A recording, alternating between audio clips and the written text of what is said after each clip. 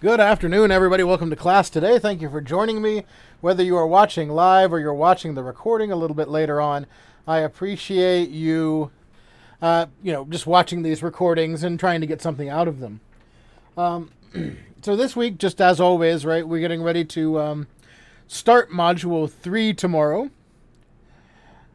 And, Module 3 is on jQuery. jQuery is a 2-week module. because this is a programming module, so we're doing a little more programming. Although I do think it's just a little bit easier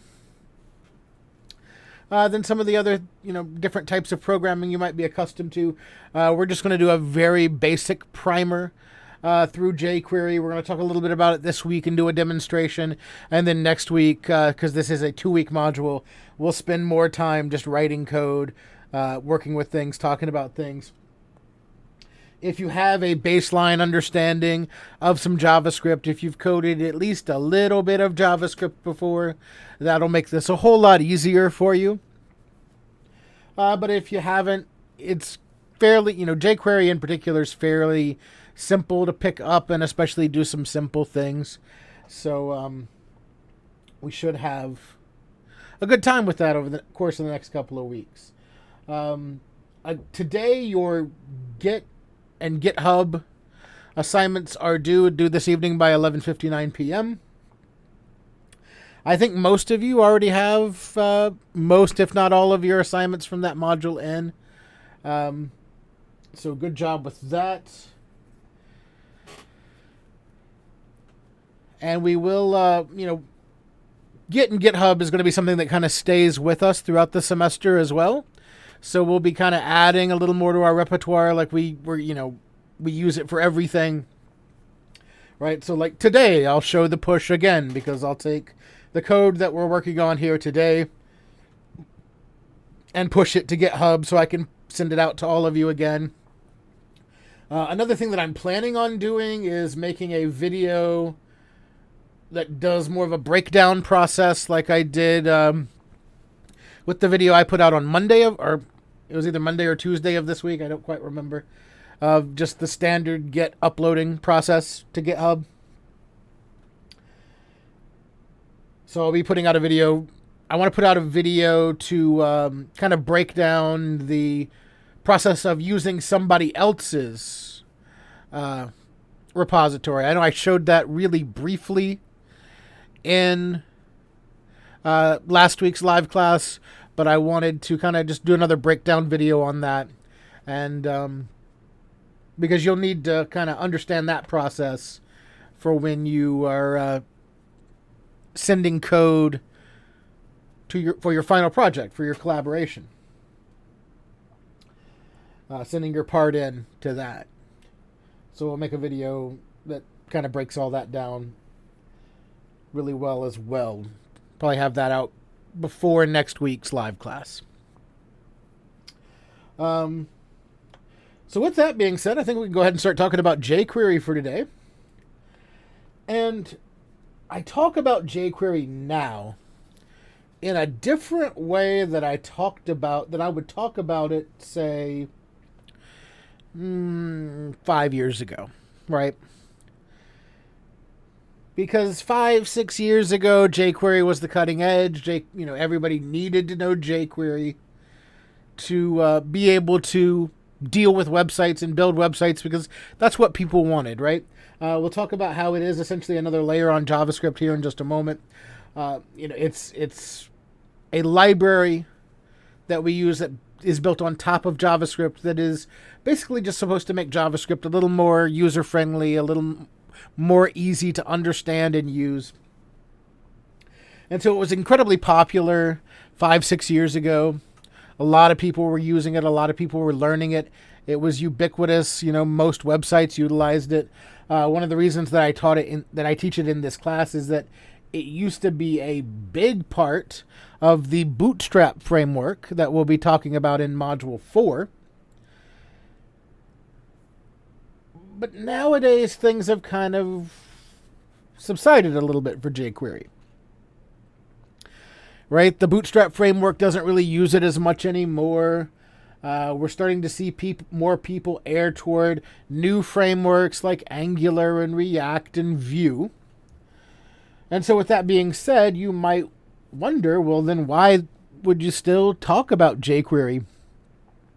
If we're at this point now where jQuery is kind of subsiding, the use of jQuery or the new websites made with jQuery is becoming antiquated, not quite antiquated yet, and I'll show you exactly why here. So I've got this site here called Built With. And we'll make this full screen here so you can see this a little bit better. And these are sites that are built with different technologies, different development tools. And the page that I have pulled up here are for websites that are currently using jQuery. And you can see here that what we have here is a list of over 84 million sites in the world that use jQuery right now. Right? And if we look at these sites, right, this list is in alphabetical order.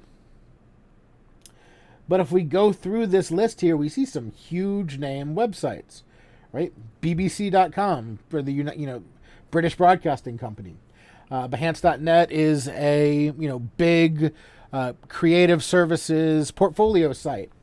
Bilibili is a huge Chinese site there. Bloomberg.com, huge site. Cloudflare is big. Right, we see cPanel. So even if your website itself doesn't use jQuery on it, there's a likelihood that cPanel has a little bit of jQuery built into it because they're using it on the cPanel site.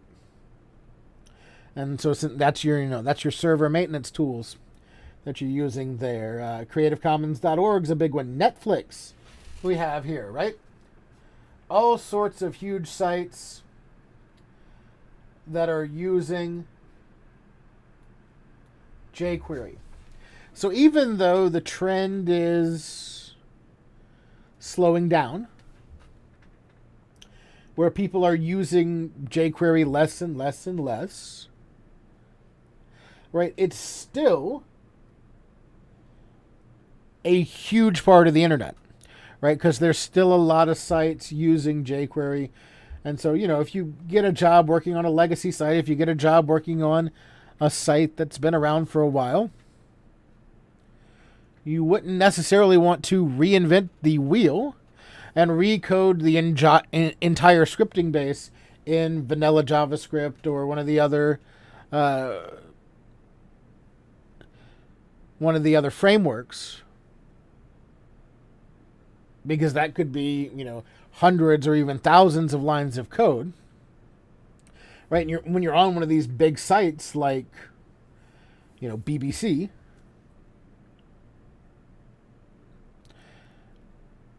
the amount of time that it would take to do that just to have zero or roughly zero impact on the site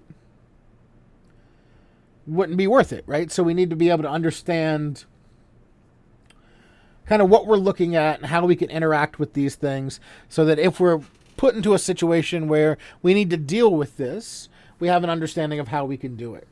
And, it is, and on top of that, it is kind of an easier way that we can approach these different things. Much easier to work with events and things of that nature using jQuery than some other programming language, or some other flavors of JavaScript, I should say.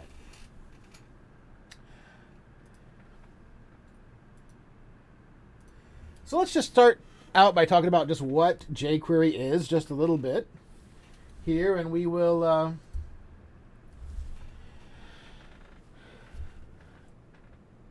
we'll have a look at jQuery.com here in just a few minutes.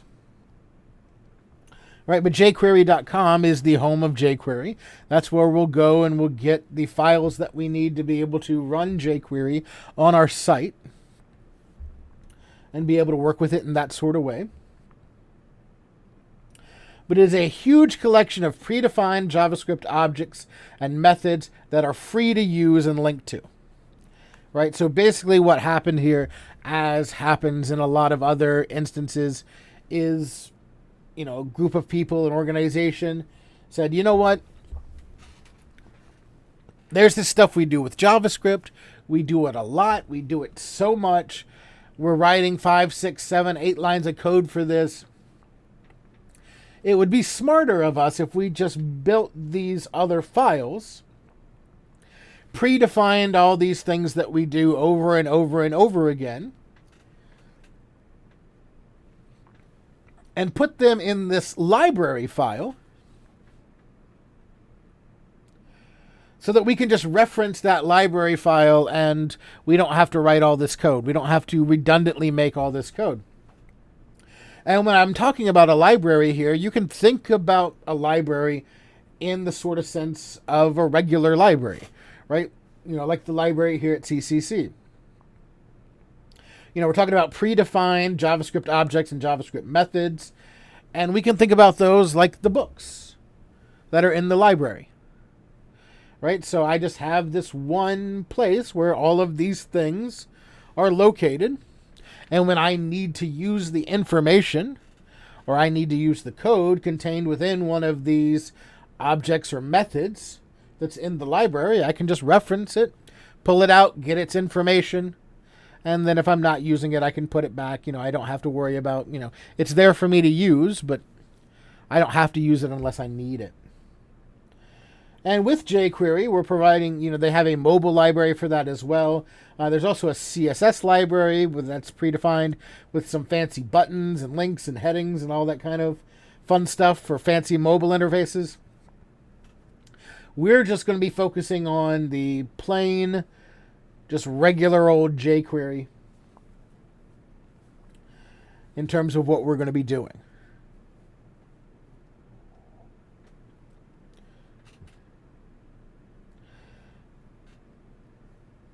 And so if we pop over to jQuery.com for a moment, we can see all this stuff in action.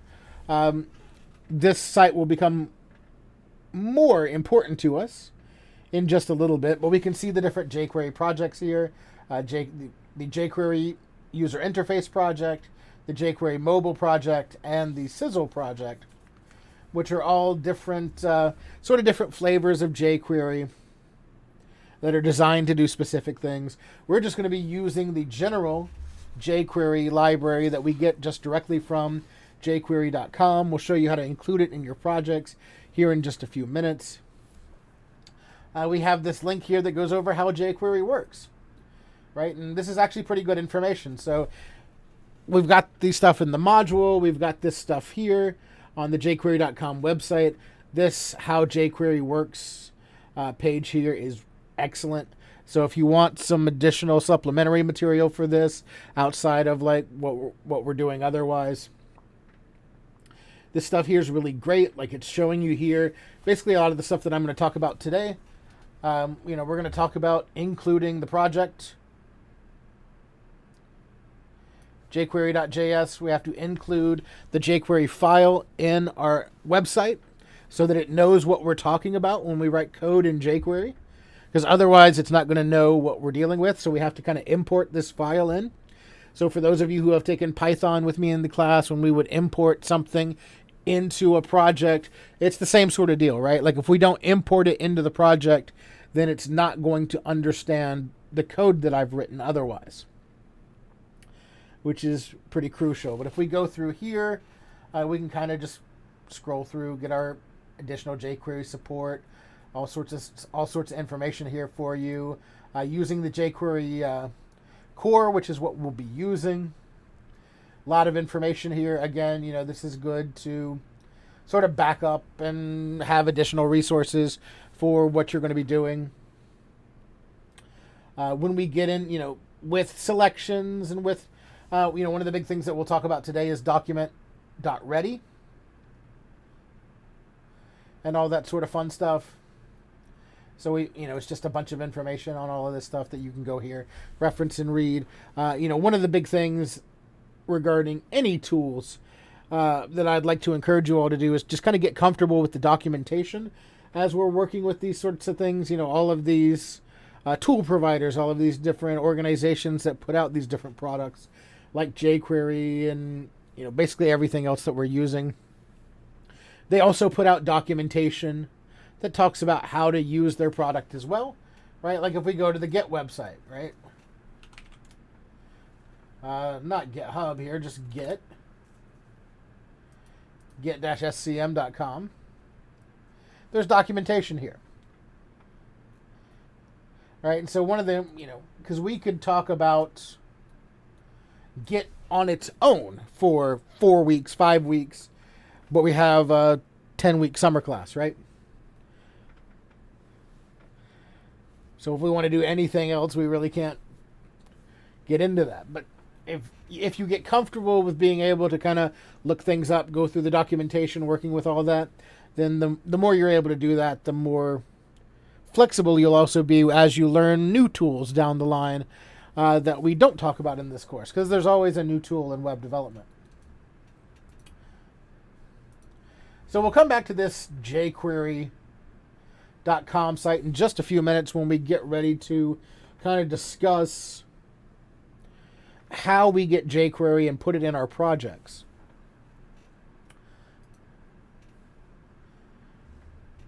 But I want to kind of make sure that we understand basically the elements that this relies on. And for those of you who have had Web 1.15, the concept that jQuery builds on should be familiar to you, and that's the concept of the document object model, or the DOM. Right? To really understand jQuery, we need to talk about the DOM. And what our DOM is, it's a programming API for HTML and XML documents, right? But it's the thing, if you'll remember back when we talked about it in Web 1.15, we talked about how there's essentially these relationships. There's this tree structure that's built by our website. So everything has parents and children and all this kind of stuff. We even talked about this just a little bit a couple weeks ago when we were doing our boot camp, I believe.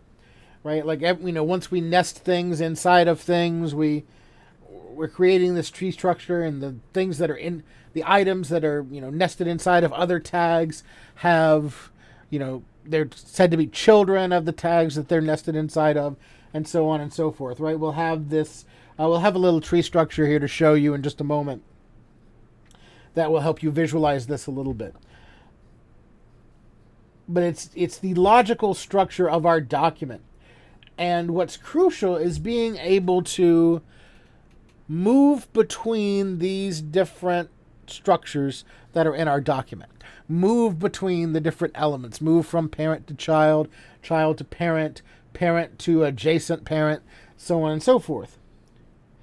And this is a big part of what jQuery relies on. jQuery really relies on the ability to, what we call, traverse the DOM, to go from object to be able to make interaction and events and things of that nature a whole lot easier. A whole lot easier. Right, and so for those of you who are with me in the fall, when we do Web 2.15, we talk a lot more about plain vanilla JavaScript. In the module, you have some good examples of what something would look like written in regular old vanilla JavaScript versus what it would look like in jQuery. And so you can kind of see, like, some things make more sense, some things might make a little less sense, right? It all just kind of depends on what you're accustomed to. And as we get deeper into this, hopefully jQuery will make a little bit more sense to you, and it'll be a little bit easier in terms of kind of being able to wrap your head around it. And so we see this tree structure. Our tree structure essentially looks like this, right? Like, this is a breakdown of an HTML table, right? We start out with those table tags. Those table tags wrap everything that is a part of our table. And inside of that table, we have different TRs, different rows, right? So those TRs are children of the table. This example here uses the rows tag, which kind of separates the structure a little bit. We don't really use the rows tag anymore. That's more of an antiquated tag. Now, in place of rows here, we would use something more like T-body.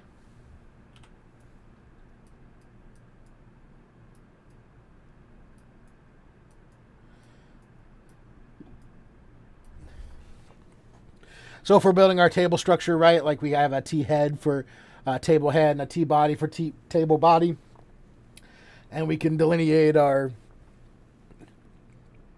header rows from our body rows. If you'll remember back to Web 1.15 when we discussed that. But we have these relationships that kind of appear here, right? Like this here would be a direct child of our table. The TRs would be a grandchild of our table, but a child of our rows. TDs, that's our individual cells. Child of the TRs of the table rows. Grandchild at this level. Great grandchild at this level. And this DOM goes all the way from the root of the page, which is our document, right? It's the document object model. So the root at the very head of the tree whenever we build a website is the document itself. And from there, you know, we build it down with the HTML skeleton, right? There's a head, there's a body, there's HTML tags, there's stuff inside of the body, and so on and so forth, right? Like there's all sorts of stuff that kind of encompasses this tree structure that is our DOM. You know, everything from the document itself all the way down to the text that's inside a particular paragraph, right? So, again, what we're doing with jQuery here is we are traversing the DOM. That's our big use case for either jQuery or regular old JavaScript there. Because remember, when we're thinking about jQuery, we can think about it as JavaScript, right? We can write JavaScript in alongside of jQuery, because jQuery is still JavaScript. It's just a layer built on top of JavaScript. So we can use both if we'd like. But this is what allows us to traverse or move through the DOM. And when we are able to traverse through the DOM, we're able to find specific elements that are on our website and give them interactivity, give them interactability, right? So we're able to find a specific button,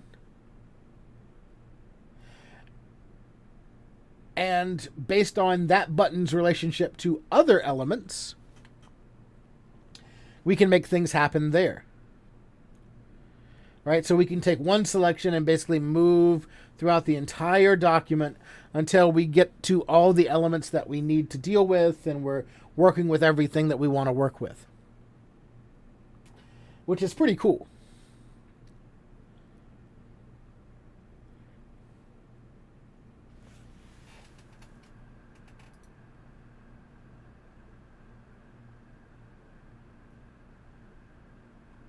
And so with that being said, I think we can go ahead and start working on our project for today. And so the first thing that we're going to do is build the project, right? And so this is going to kind of get us back into some of the things that we've been doing over the past couple of weeks, and we'll revisit the slideshow in just a little bit. But for now, I want to grab my VS Code window. And so I have a project folder here. jQuery Week 1. It's in our Web 140 Summer 22 folder. And so while we're here, since I already have this project folder, I may as well go ahead and initialize Git in this project folder, because I know I'm going to use Git to manage the versions of my project and to upload it to GitHub so I can share what we do today with all of you. So I'm going to right click inside of this empty folder here, and I'm going to select Git Bash here. And so that will open myself a Git Bash command prompt that will already have the location of the bash here in this folder. We'll give it a second here to load. There it is. Right, we can see here in yellow that it's on my G drive, Web 140, Summer 22, jQuery 1. So I know I'm right here, and I know I'm ready to work. And so I can just simply run my git initialization command here, my git init. And now I've initialized Git in my repository, and it's going to start listening for the things that I do here. So Git is initialized in here, and I can use it to do version control as such. And we'll also already be able to see that as we bring up Visual Studio Code here and start working in it. So I'm going to open up that folder in Visual Studio Code. So I'm going to go to File, Open Folder, and then navigate to that folder on my hard drive. So that is my G drive.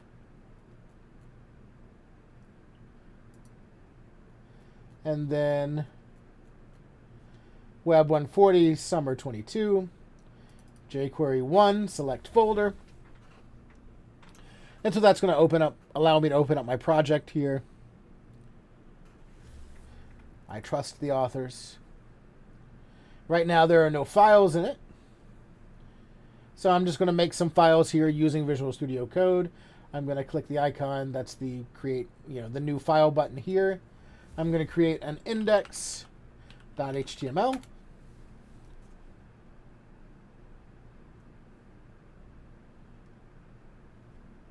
And let it do its thing. For some of you who were with me in the spring, you are aware of the plight of my device. My computer that I'm using here at work is 6 years old.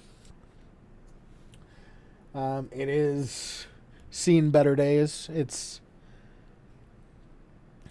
put up a good fight, and it's nearing the end of its life. They ordered me a new device back in March, and thanks to supply chain issues and things of that nature, they're saying, maybe it'll get shipped by July the 22nd. Still don't know about your new monitors.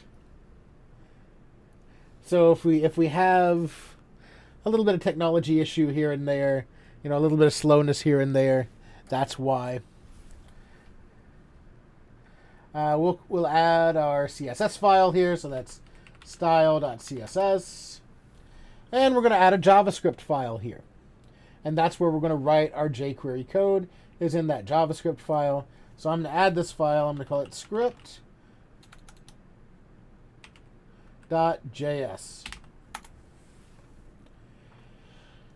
So now I have my HTML file, my JavaScript file, and my CSS file ready to work. We see they all have U's on them because they are unstaged, uncommitted to our version, right? Because jQuery, again, if we look here at the source control tab, that's working with Git. In my HTML here, I'll hit my exclamation point key. So like we've discussed previously, it'll pop up emit. And it might pop up emit. Let's see what it does here. There we go. Took it a minute. It'll pop up emit and fill out my skeleton for me.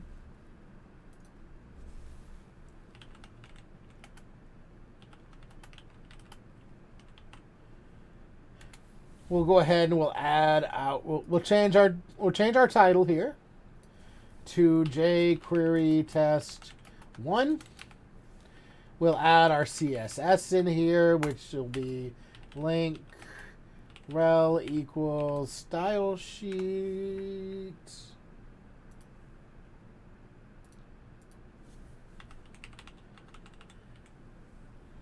href equals style.css. So now it's linked to that style sheet, so we can see that style sheet. And we'll approach the JavaScript file in just a moment, right? So we'll go ahead and hit Control S to save this file. And let's go ahead and add these to our Git. Let's go ahead and make a version here, right? We have just plain files ready to go. So we can go ahead and make a version. We will git, and let me zoom in here. We will git add everything. And then we should be able to commit all of these files in a version. So we can, if we ran git status, it would show us that there are no commits yet, but we do have some changes to be committed here, which are our new files that we've created. So if we git commit -m initial or first commit, That will create our first version. We see it there. It's given us the version number 9192227. If we run our status now, we'll see our working tree is clean. There is nothing to commit. And if we run our log, we'll see the commit that we've got here, which is our 919222277 plus some extra. Who did it, when they did it, and what the message was when they did it. First commit.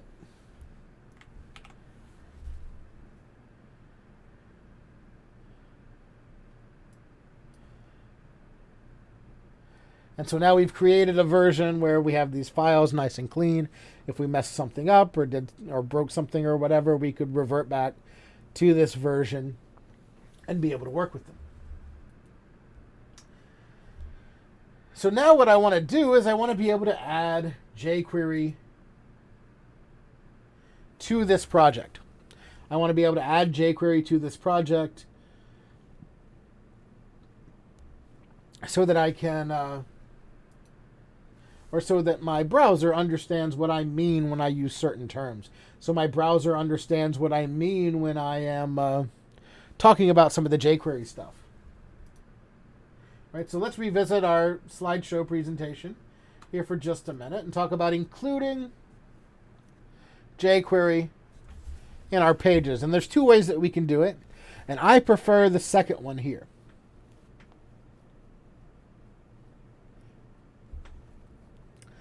Because for the first one, what we're doing is we're downloading the jQuery files, and we're uploading them to our server, or we're including them in our project.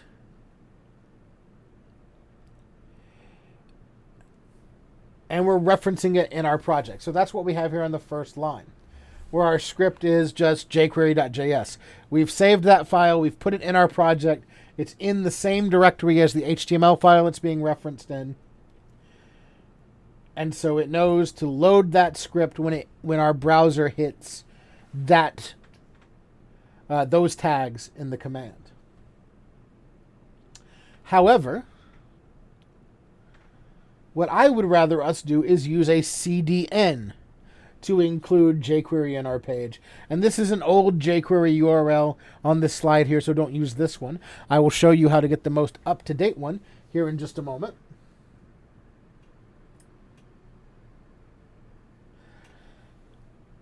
But what we're doing there is we're including a full link out to the web to a file that exists on a web using a CDN or content delivery network. This CDN allows you to link to the sites that they host for free. And so instead of hosting the file yourself, it's linked out there. Now, there are several benefits for us doing this. One, it saves us some space on our server. Right? jQuery file is not huge. It is a little bigger than your standard text file just because there's a lot of text in there. There's a lot of data.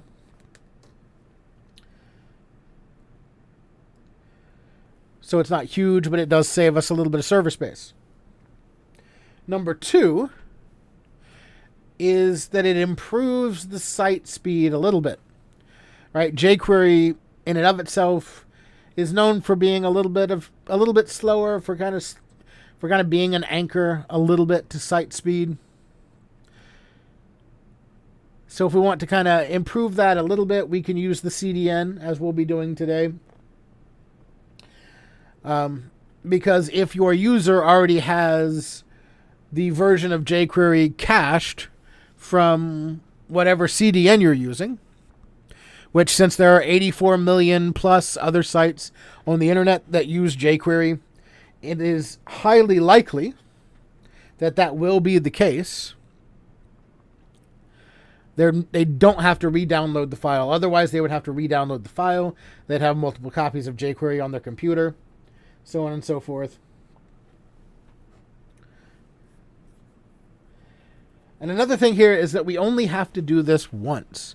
There was a time I worked for a little while with a webmaster who was a little inexperienced. right? And I went kind of behind them to check up on their code one time, and they had used a lot of jQuery plugins, right? That's one of the things that you can find a lot on the internet, where you can use a lot of jQuery plugins that other people have written, and they provide you documentation as to how to use the plugins, and they typically have, these references here to jQuery, to some version of jQuery, right? Like this is 1.4.2, right? And we're on 3. Something or other, or maybe even more than that nowadays. Come to think of it, it might even be like 5 or 6 or 7. We'll find out in just a second. Right? But for every one of those plugins that he included, some of them had different versions of jQuery that they were referencing in their documentation. So he put every single one of them in there. And so we were loading 1, 2, 3, 4, maybe 5 or 6 different versions of jQuery when you only need to do this one time. Right, I only need to reference this library one time, so referencing the most up-to-date library one time should be the thing to do to get us where we need to be. And then from there, it's going to give my browser all the information it needs to be able to interpret this jQuery that we're going to be writing into regular old JavaScript. And so let's talk about how we get that link. And we do that through our jQuery comment again. So right here on the jQuery.com homepage, you see this big orange button. Current versions 3.6.0. And we see that 1.x and 2.x no longer receive patches. So they're not even supporting any version older than 3.0 right now. So we're always going to use the most up-to-date version. Now this says download jQuery, and that's a bit of a misdirect, right? That's a bit of a misnomer here, because you don't actually download jQuery when you click this button. It takes you to this other page that gives you more information. If you wanted to use the file, for example, you could download it from here. That's what the compressed version of jQuery looks like. If we wanted to see the uncompressed version, this is what it looks like here. This is all the code. Right? So if you have some more advanced experience with JavaScript and you want to just kind of see the code and work with the code in terms of how kind of try to figure out in a little more depth how it works, you can come look at it here. But this is where you would go to actually download these files, right? I could right-click and just save these links as, save link content as, and save that file if I want to put it in my project that way. Another way to do it, which we haven't talked about, npm, which might be a good tool to add to this for the future. I could probably do that using Visual Studio here. If I pull up my terminal, npm is the Node package manager. So since we're not talking about Node in this class, I don't talk about npm either.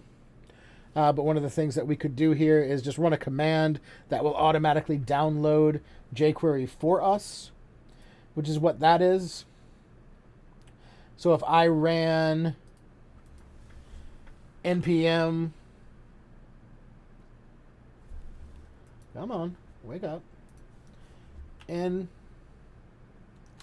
I could also do this in the bash here. So let's just do it. Oh, there it is. It finally loaded. npm install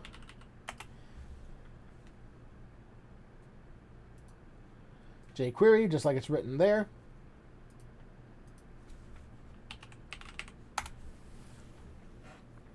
Then that's going to use the Node package manager to download jQuery for me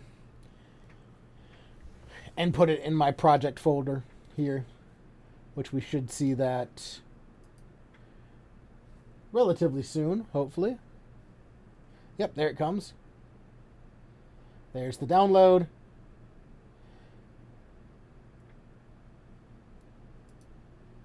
And we can see it there in our project now. We have node modules and jQuery. If we go into our folder here, we see we have node modules and jQuery in here with all the jQuery files.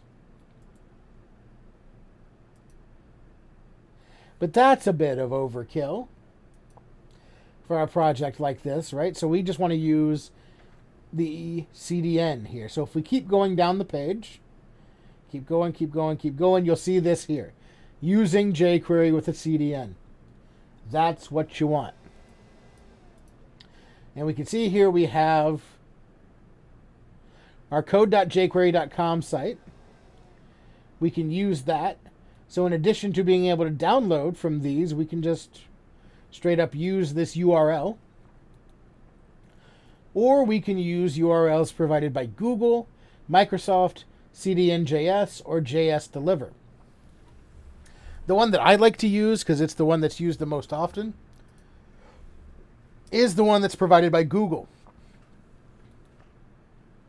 So I'm going to center click that to open it up in a new tab. We see these hosted libraries here. And we see jQuery 3.x snippet. That's the one we're going to take. So I'm just going to take and copy that whole line there with my script tags. And we're going to slap it into our project. And so there are two places that you can put a link to a JavaScript. You can put it in the head, or you can put it at the end of the body. They do make a little bit of difference in terms of order of operations and when things are loaded. Typically for speed purposes, just in general, if we put all of our JavaScript at the end of the body, we will be just fine.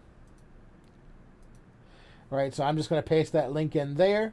And so now with that pasted in there, I have jQuery included in my project. I can get rid of all this stuff that was added by NPM. So I can get rid of this, I can get rid of this, I can get rid of these node modules, because I don't need them. So we'll just get rid of them out of this project so you all aren't confused.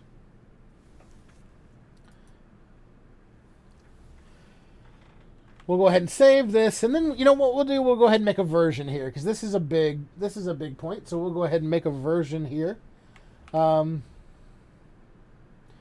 we've included jQuery. So I will go ahead and git add everything, and then git commit -m added jQuery using Google CDN.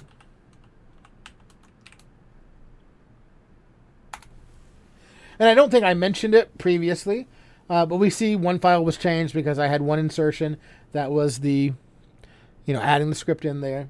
Didn't bother with the other files because they weren't changed. But I think I didn't mention that I like to use the Google CDN because it's the one that I see the most often used for jQuery. Right, so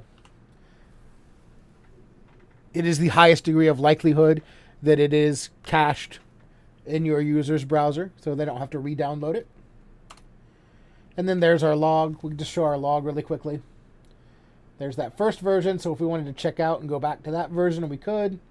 Or that's our first version, so if we wanted to check out and go back to that version, we could.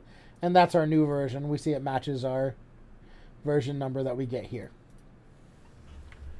Good. So let's start adding some HTML so we can have some things to impact here, right? Because if we're going to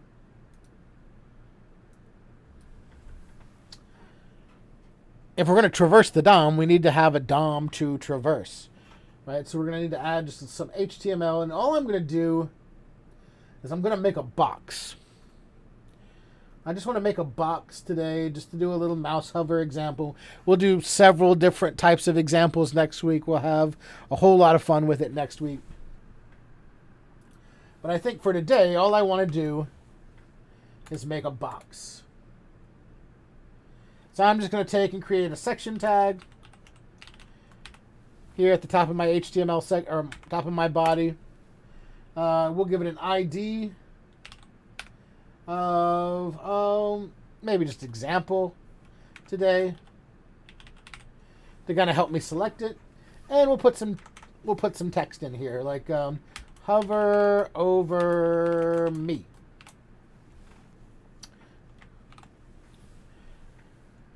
All right, so now that we've done that, let's open up this site in our live server.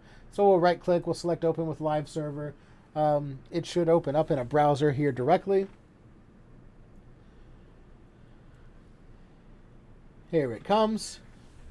We see we have our text there, hover over me. We need to style that a little bit. That's why I wanted to open it up in a live server. So I'm going to jump into my style.css file. Here, let's take and write our reset code here that we would normally write. So using our asterisk selector, I'm going to reset the margin, reset the padding. So that's margin 0, padding 0, box sizing, border, box, and we'll do a font family sans serif. And remember that we do this on our asterisk selector because that's our universal selector. That's just going to go ahead and set some basic ground rules that are going to be applied to every single item as they come in. I like to reset the margin and padding to 0 for everything because it forces me to be more thoughtful about margin and padding. It takes off any browser added margin and padding and allows me to add my own. Box sizing border box breaks the box model that we talked about in Web 115. So it's going so a defined width property of a box goes to the width of the box out to the border. And then our font family being sans serif is the default sans serif font on that user's device. So we can save this. Go ahead and add some more stuff here. Let's put a background color on the body. So our whole site has a background color on it. Maybe a light yellow. Right? So let's see here. Red and green make yellow, right? So, or at least they do in our digital color space. So let's take our background color here and we'll make that, say, CC, AA. Just a nice light yellow.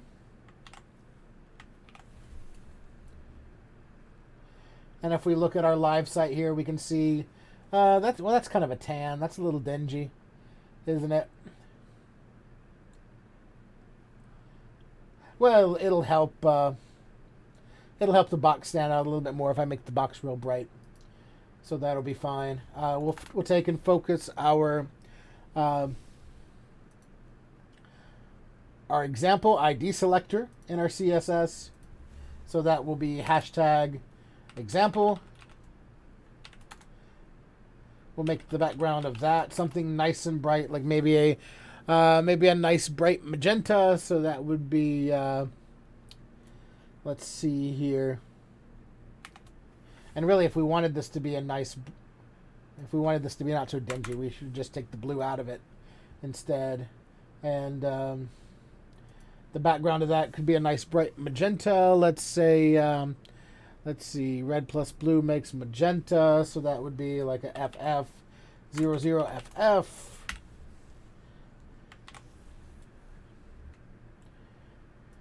We can look at our site now. And that's probably changing that on the background. I'm going to change that back because that's a little too bright.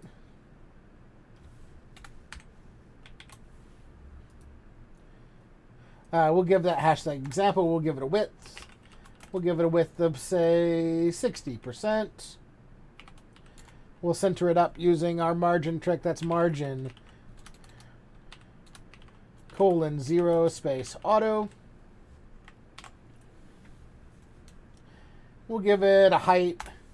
Let's give it a height in a little different way. I've really enjoyed playing with aspect ratios nowadays. That's super fun. So let's use our aspect ratio to define a height. It used to be incredibly hard to make responsive video embeds until aspect ratio came along. right? Because you used to have to do a bunch of fancy code, but nowadays you can just do an aspect ratio for HD video, which is 16 by 9, and have a 16 by 9 box there by default, right? So if we save that and check it out here, we see our 16 by 9 box. Let's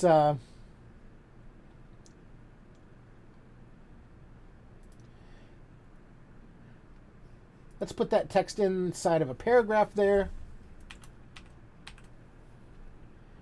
So we'll just add some p tags around that paragraph. And we will take and in our paragraph, we will make that font size a lot bigger. Let's say 36 pixels. We will text align center. Now let's go ahead and use grid here to center this vertically as well. So we should be able to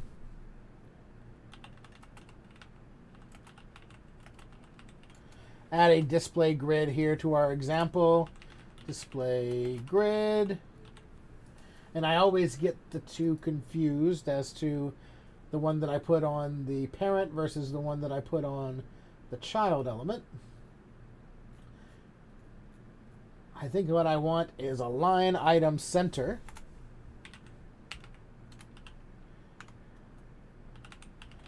On the parent, and I can also grid template columns full width, so that'll be 1 frame, 1 FR. So if we look at that now, we have a vertically and horizontally centered text right there in the middle of our box. And again, you'll get this so you can kind of look over it.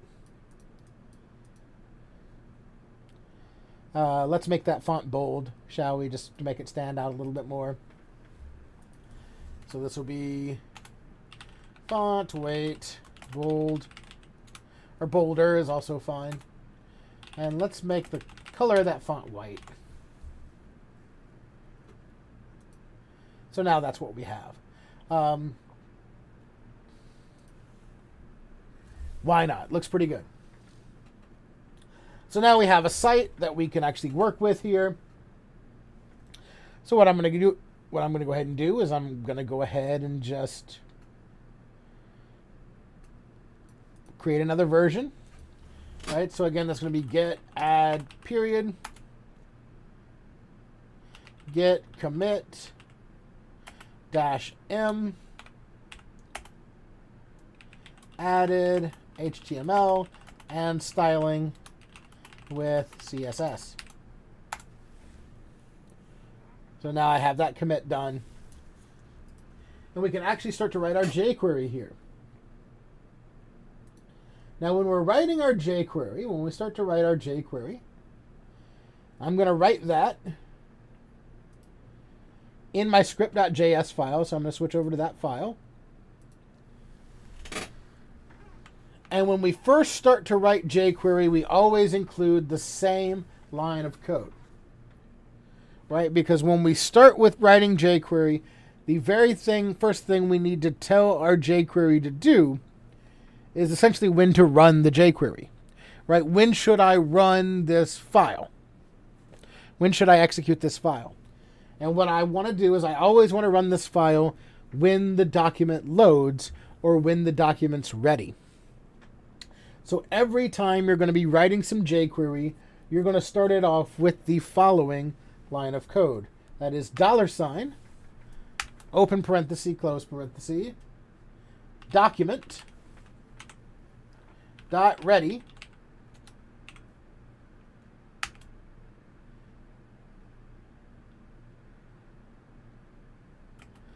function.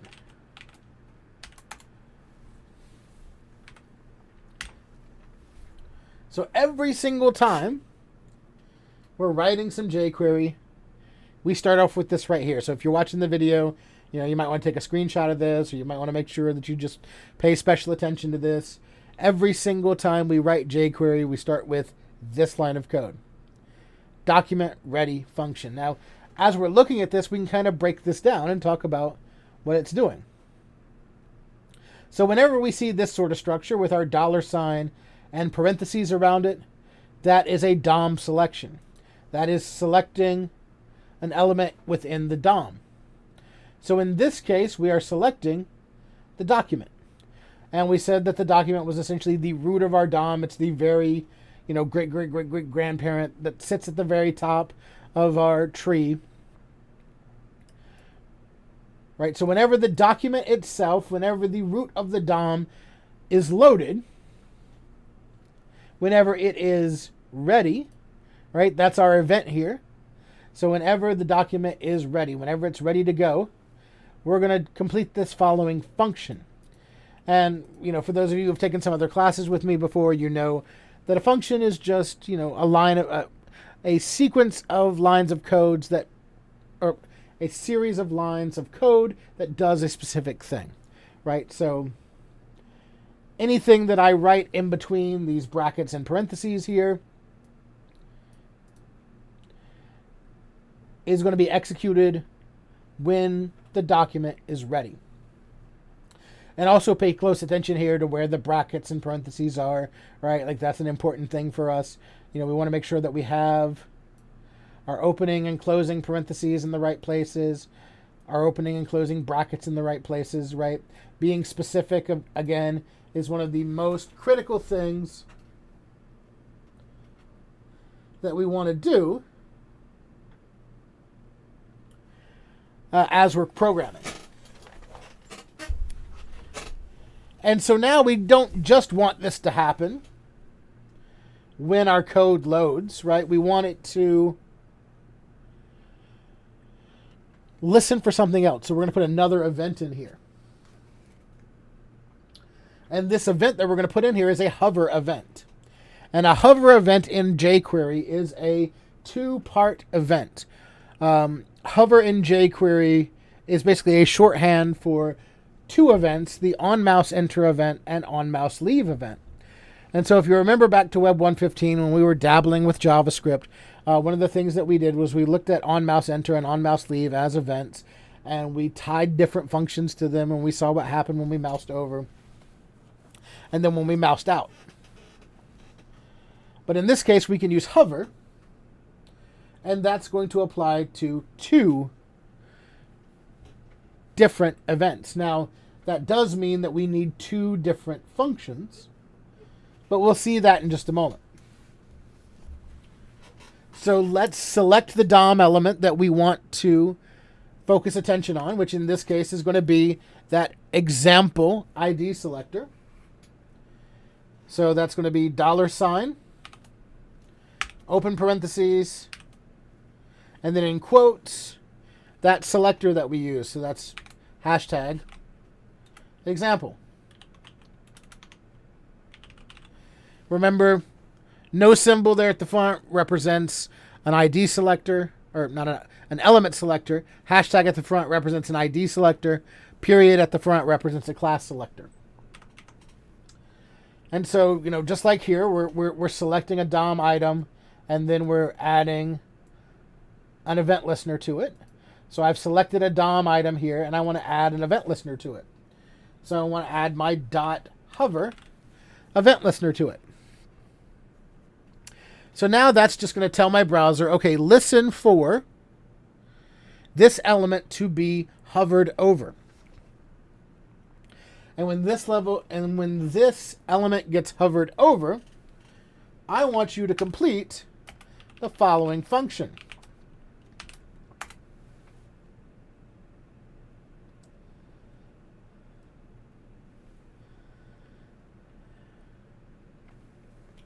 I want you to take this. So we're going to use our this keyword here. And so we use this because we are impacting, we are doing a change on the same item that's already been selected. Right? So if I wanted to impact something else here, I could just write the ID of that. So we'll do that in just a minute as well. Or how we, just select that. So since we want to impact the same item that we have already selected, that we've attached our event listener here to, I can use the this keyword for that. So it's basically saying this thing that you've already selected, this same thing that you're hovering over, we're going to change its CSS. So this .css, we're going to do this. So after .css, we're going to put parentheses. Inside of that, we're going to put braces.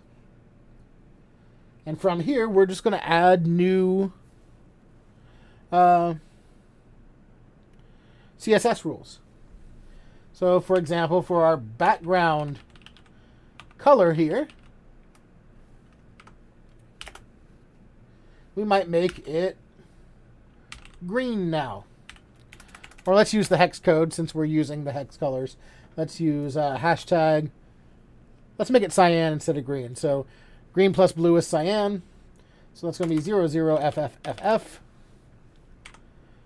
And let's also take and make the text italic. Right? So that is, or let's underline it. That'll be easier for us to do. That's text dash decoration.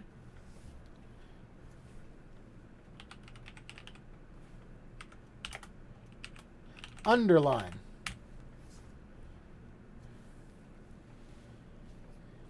Right, and so pay close attention to the syntax here.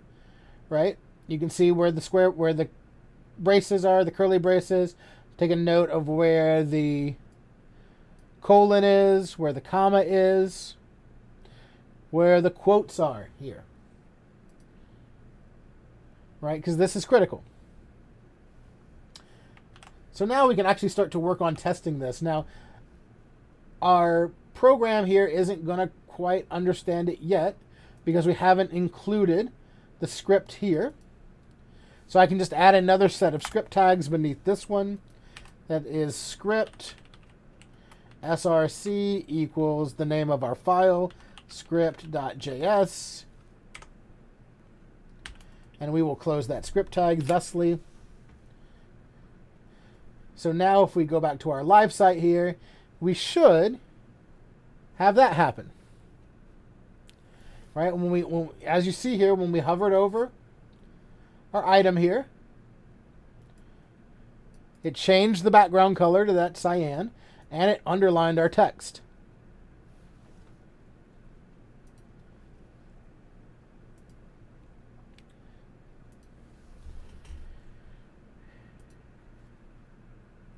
Right, so we said that our hover that we have here in our JavaScript is a two-part. It's a shorthand for two different parts. So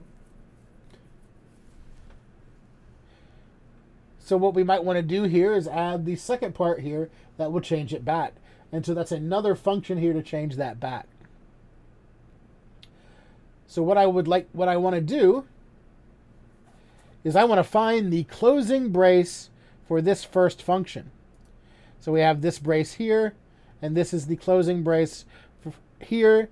That between these two curly braces, that represents our on-mouse enter function. So then I can put a comma here, write the word function with parentheses again, add another set of curly braces, and add a line of code in here that will change it back. Right? So we'll just add this here. We'll change it back to its original color, which was FFFF00, and text decoration none. So now we have our hover on mouse enter doing the first part, and on mouse leave doing the second part. So now if we look at our example, we see that if we hover over, it changes. If we go off, well, I did the wrong color, didn't I? I switched it to yellow instead of, because I meant to take it to magenta, which is, yeah,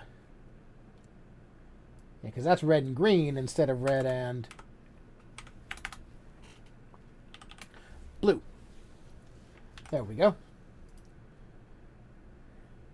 So now we have a quick hover there going over and going back.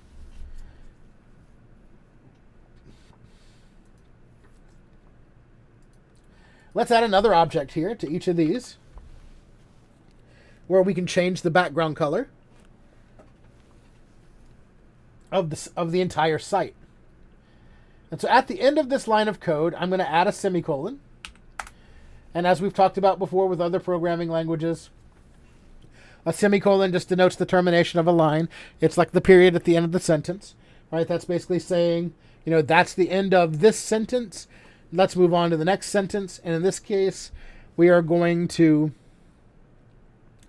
deal with the body of the site, because that's where we impact the background color of the entire site. So the first thing we do is we add our selector. So remember, with our $ in parentheses to add a selector, this time we are impacting our body element selector .css. Same sort of structure here, right? Background color. We'll just make that straight up. Let's make it just straight up black. Right? And then so if we want to change it back when we roll off,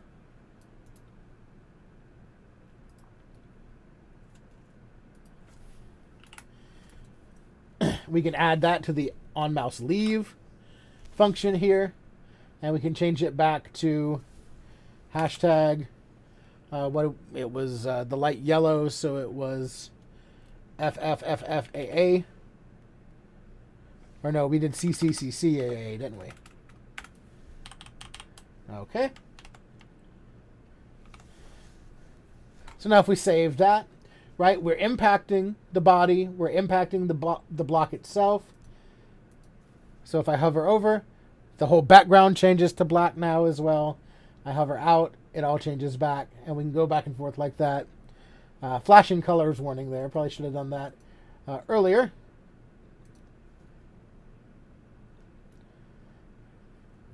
Another thing that we can do here, that we can do really quickly, is that we can change the text. And if we want to impact the same element that we've already selected, we don't have to add a new line to it. We can change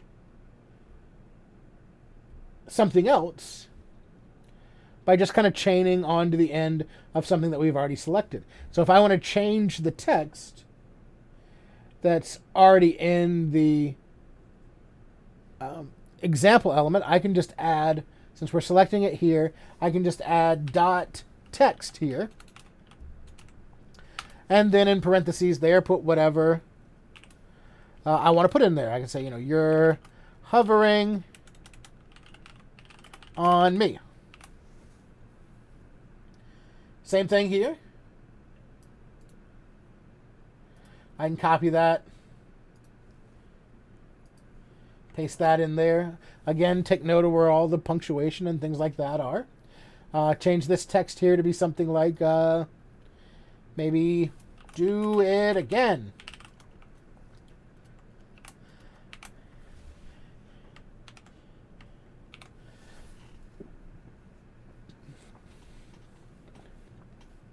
Right, so now when we go back to our live site here,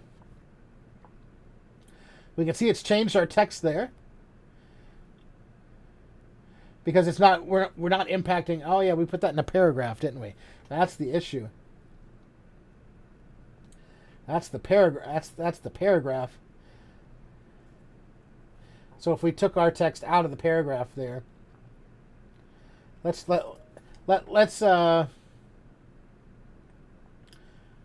or we could just select that a little bit differently, right? Because what it's doing when we're doing that is we're removing that.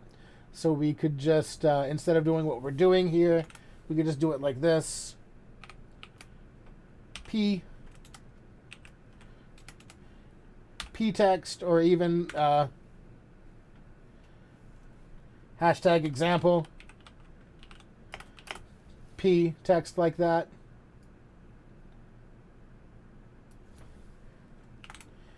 Do it again here.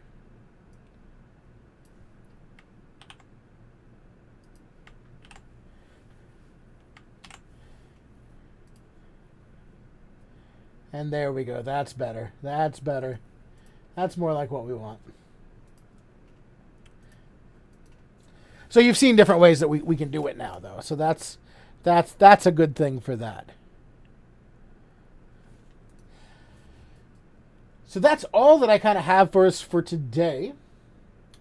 So what I'd like to do before we go is I'd like to complete sending this to GitHub, right? So I'm going to go ahead and commit a new version. So that's git commit -m equals finished today's project. Oh, I forgot to add, right? So I want to git add period. And then I want to git commit -m finished today's project. Now I can send this on to GitHub, right? So I'm going to go over to here, go to my GitHub, create this new project. So I'll call it Web 140 SU JQ1. Create this repo. Follow these instructions here. So I've already git init. I've already added files. I've already done a commit. So I'm just going to do the branch now. So that's git branch -m main.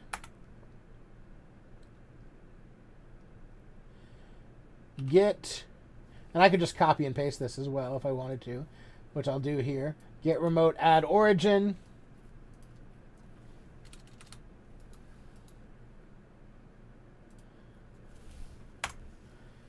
And then git push -u origin main.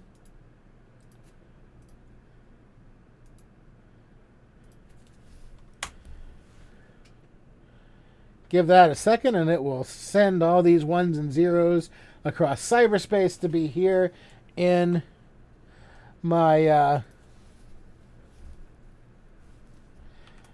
GitHub repo.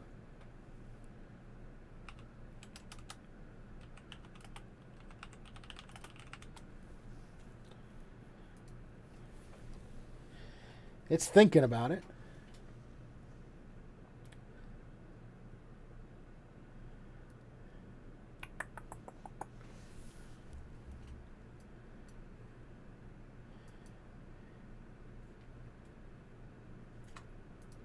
Come on. Oh, there it goes. There it goes. All right. Now, if we refresh here, we should see our files. There they are, index script and style.css. We can make our GitHub pages. We can see all the changes that we made. We can look through our commits. We have 4 commits there. I can see who made them and what they did. And if I go to my settings here, and I go to pages, I can create a page from our main branch and save that. So now I have the site online on GitHub, which it won't show up right away. It takes it a minute to kind of show up here. So if this were an assignment I was turning in, I would turn in a copy of this link here and a copy of this link here to the code repo itself. And so that's where we'll stop for today. Next week we'll do a whole lot of jQuery examples just so we can see how all this stuff works. I'll hang out in the chat for just a minute, just in case anybody watching live has any questions. If you're watching the recording and you have questions, send me an email or a Teams message and let me know. Thank you for watching. We'll see you next time.